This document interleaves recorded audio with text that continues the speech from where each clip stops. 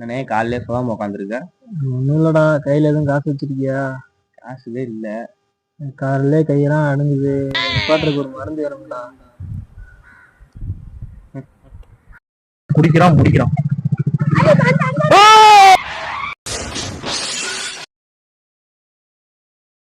ஏய் அங்க பாடுறா, வாடா வாடா, டேய் ஏமா வாடா. டேய் இல்ல சரக்கு தான்டா முக்கியம், நமக்கு சரக்கு இருக்கும். நான் பாக்கல, நல்ல மனுஷனா இருக்கான்டா. குடிக்கிறதுக்கு கப்பெல்லாம் அவனே கொண்டு வந்திருக்கான்.